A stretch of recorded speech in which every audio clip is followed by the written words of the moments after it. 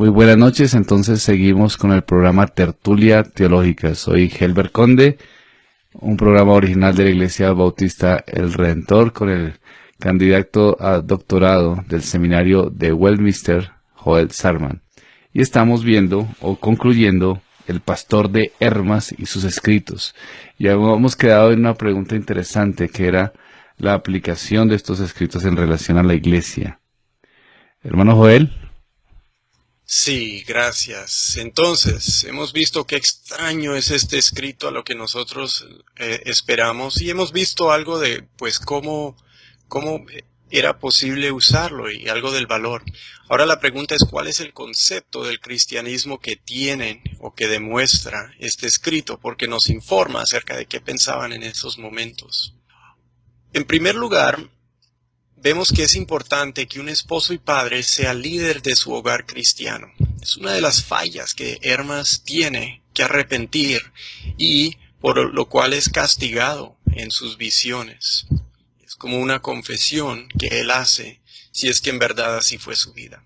También vemos que junto con el deber a su familia de reprenderles y llevarlos en los caminos de Dios, había un deber de tener compasión sobre las demás personas que lo rodean. La idea se da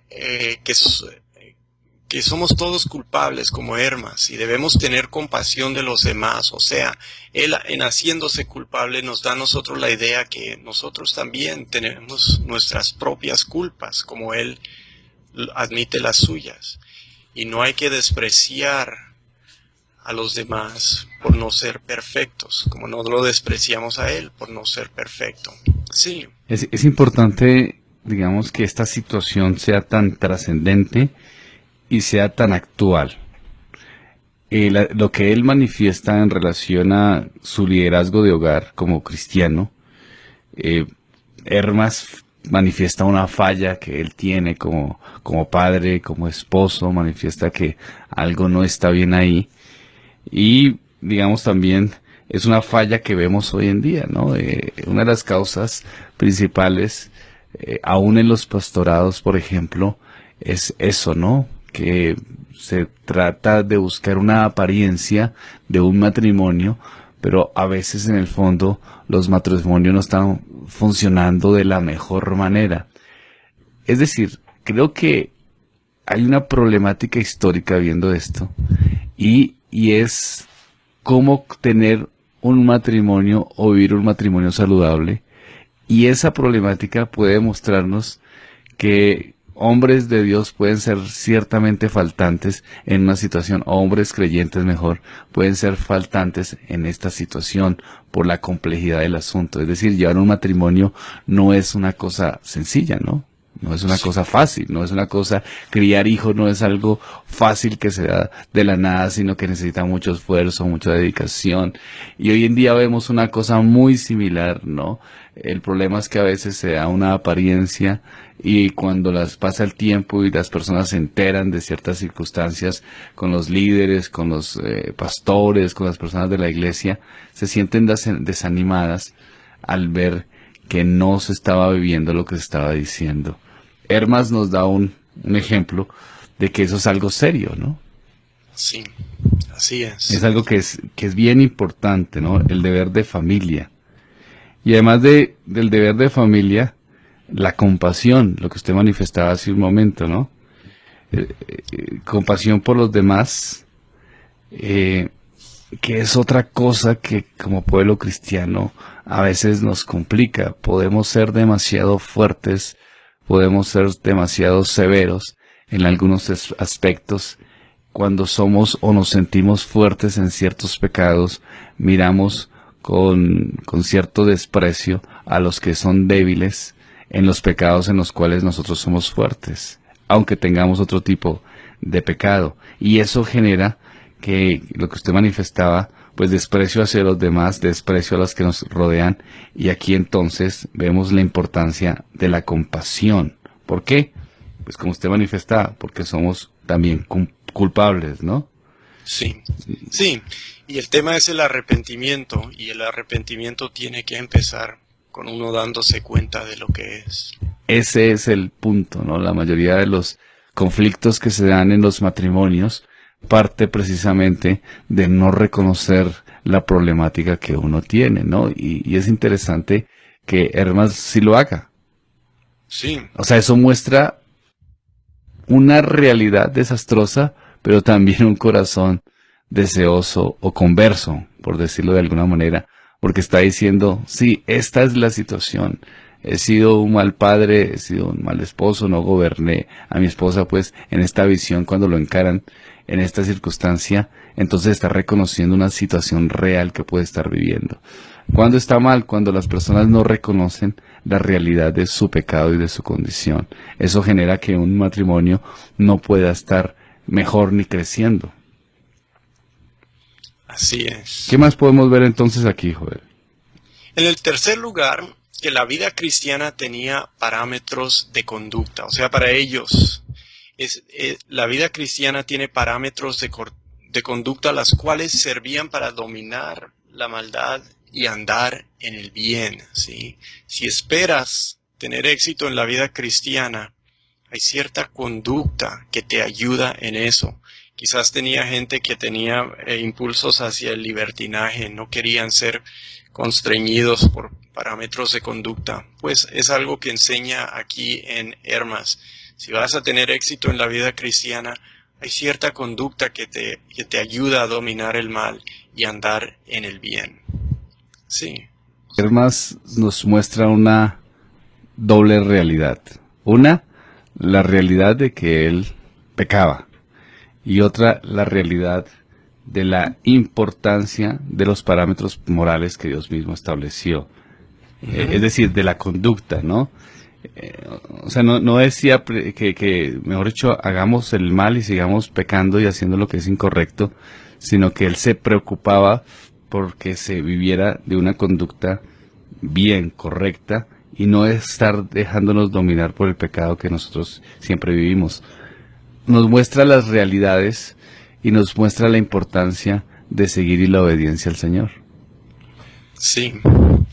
Que nos lleva a la cuarta, que es que la vida cristiana es algo de seriedad y moderación, pensamiento y esfuerzo, ¿sí? O sea, hay responsabilidades cristianas. Y esto es algo que enseña el pastor de Hermas y con razón, pues les parecía útil a los líderes en la iglesia en los primeros 2 y 3 siglos.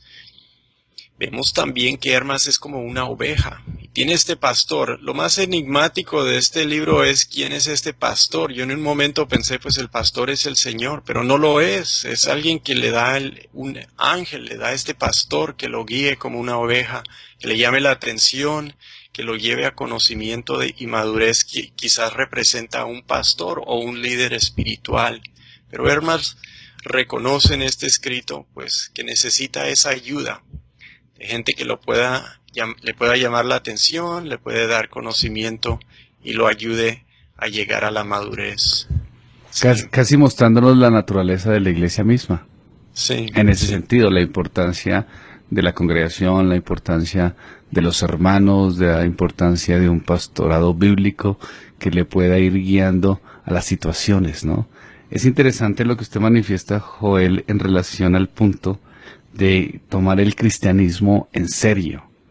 Cada día más, a medida que se extiende la población cristiana, se ve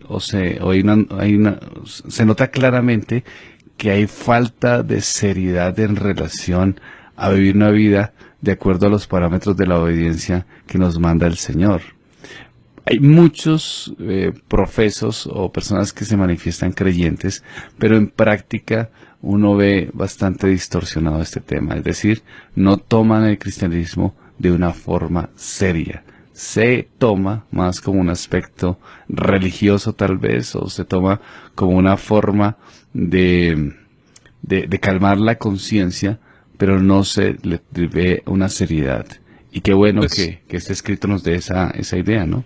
sí, y pues quizás ese también era el tema en esos tiempos y por eso les pareció muy bueno a los líderes tener un escrito como esto que pues hablara de la importancia de la seriedad. Lo último que me parece aquí del concepto del cristianismo que tiene el escrito es Eh, no todos obviamente van a tener un compañero como este pastor misterioso que viene en las visiones a Hermas, pero pueden aprovechar de él porque tienen el escrito. Ahí está el provecho para todos los demás, todo el que toma la enseñanza en serio. Y parece que muchos lo hicieron, por eso fue popular el libro. Entonces él tiene este misterioso pastor, le ayuda en su vida espiritual, y el escrito ayuda a muchos, porque obviamente todo el mundo no está teniendo las mismas visiones y siendo tratado de la misma forma. Entonces procedo a lo que sigue, que es que parece que una pregunta importante del tiempo que se presentó era, una vez uno ha sido bautizado, ¿qué le pasa si peca? Sí. Ellos no tenían una enseñanza bien desarrollada como la tenemos ahora. Entonces, Hermas enseña que hay que arrepentir sus pecados, que hay que buscar evitar jamás cometerlos, pero si los comete hay que arrepentirlos y buscar caminar en los caminos de Dios, o sea, mortificar en serio el pecado. Y la forma de evitar esto es tener buena enseñanza, como lo son estos mandatos que él incluye en su libro.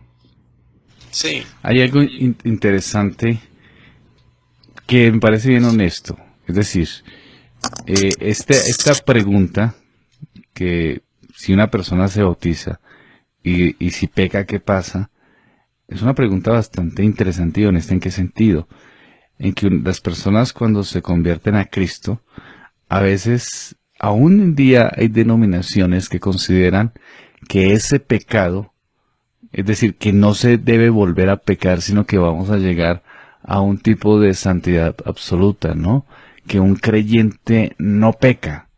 Casi que se puede pensar, porque dicen, pero ¿cómo así? Si ya es un creyente, si ya es cristiano, si ya ha nacido de nuevo, si su corazón ha sido cambiado, ha sido pues restaurado, ¿por qué va a estar pecando? Les parece a muchas personas algo como que no es aceptable que un creyente tenga unas luchas constantes con su pecado. Si ellos no tenían la revelación como la tenemos hoy, si no tenían la sistemática, la comprensión de lo que es el pecado, el remanente de pecado, pues obviamente va a ser mucho más fácil caer en esta duda, ¿cierto? Sí, sí lo va a hacer. Y es un proceso que a través de los años van entendiendo. Pero si uno no tiene su doctrina de justificación clara, y eso no se esclarece hasta 1500 años después, pues va a ser complejo. Y esa es una cosa que debemos entender de la historia, o sea, ellos son muy diferentes en algunas cosas a nosotros, pero es porque no gozan del todo el avance teológico del que nosotros gozamos. O sea, ellos no empezaron bautistas y reformados y confesión 1689 y todo eso en el segundo siglo. Tenían escritos como lo que es el Pastor de Hermas, que a nosotros nos parece raro, pero a la misma vez es aún así el cristianismo que nosotros hemos heredado. Básicamente eso era lo que se estaba viviendo, eso es lo que se estaba viendo en ese momento, y por eso es tan importante leer esto en relación a su cultura, ¿no? Sí, en su contexto. En su contexto cultural. Si nosotros, digamos, traemos esto a nuestros días, pues se puede volver un problema, ¿no? Sí. Digamos que en la esencia alegórica del caso espiritual ciertas cosas pues nos alimentan y nos hacen bien, pero si vamos a la literalidad del texto podemos entrar en ciertas confusiones y podemos estar planeando o generando herejías que van en contra de Dios. Son escritos, son situaciones que se dan en la historia, pudieron ser de edificación para muchos hermanos en su momento histórico, porque como decía Joel, no tenían la Biblia completa ni el desarrollo sistemático que tenemos hoy día, pero que no es confiable, ¿no? Al mismo nivel que podemos confiar en las Escrituras. Es algo que es muy importante tener en claro, ¿verdad?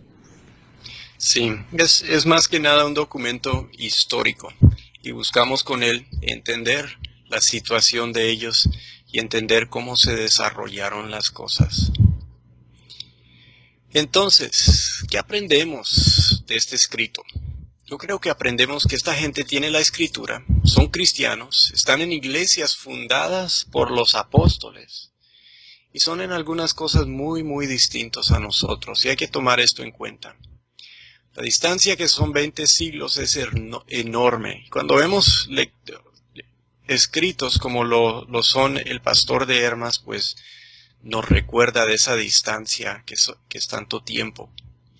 Es difícil reconocer en lo que vemos en Hermas una religión con la teología tan sofisticada como la que la nuestra tiene hoy, pero ellos no tenían lo que nosotros tenemos. Y otra cosa para pensar es, cuando leemos la Biblia, la leemos con todo lo que ahora entendemos, ¿verdad? Pero dudo que eso era lo que ellos en ese momento hacían. ¿Cómo habrá sido para ellos la lectura de la Biblia? Quizás no lo podemos saber, pero el pastor de Hermas pues nos hace pensar que no era la misma experiencia que quizás nosotros tenemos. Claro, tendría que tener muchas dudas en algún sentido, y la visión que ellos tenían era distorsionada en otros sentidos. Siempre creo que en lo que hemos venido estudiando de los padres apostólicos y aún de la persecución que se da a la iglesia, vemos que siempre los hermanos tuvieron luchas, inconvenientes constantes, y además estas problemáticas de no tener claro. Casi que uno dice, definitivamente es una fe dada por Dios, una fe sobrenatural, porque no tenían ellos las herramientas que nosotros tenemos, y aún manifestaban una fe genuina, continua y permanente, y aún estos escritos nos muestran mucho de lo que está en la Biblia, ¿no? Es decir, muestran cosas en relación por lo menos a la piedad, ¿no? Al pecado, a ciertas características que uno, digamos, en la revelación de las escrituras las ve, y los van mostrando en forma esencial para que la iglesia pueda, pues, de alguna manera entender un poco estos conceptos. Es Dios obrando, ¿no?, en la historia. Sí, esa es la historia de la iglesia, así es. Y Dios obra de una forma particular y especial.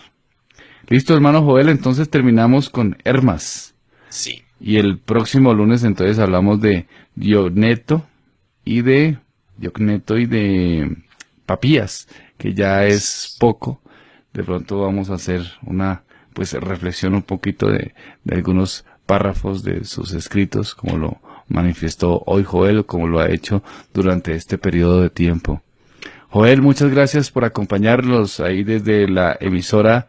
Algunos hermanos han escrito, amigos, personas, oyentes, agradeciéndole por su participación, por sus enseñanzas, por todo el bien que nos está haciendo a través de la radio. Muchas gracias a ustedes por su atención y por la oportunidad. Hermano, que Dios los bendiga, muchas gracias. Estamos entonces en contacto, sigan con la emisora. Les recordamos entonces la programación. Mañana martes tendremos Batalla por la Pureza Sexual a las 8 de la noche. El miércoles el programa de lectura para damas a las 6 de la tarde.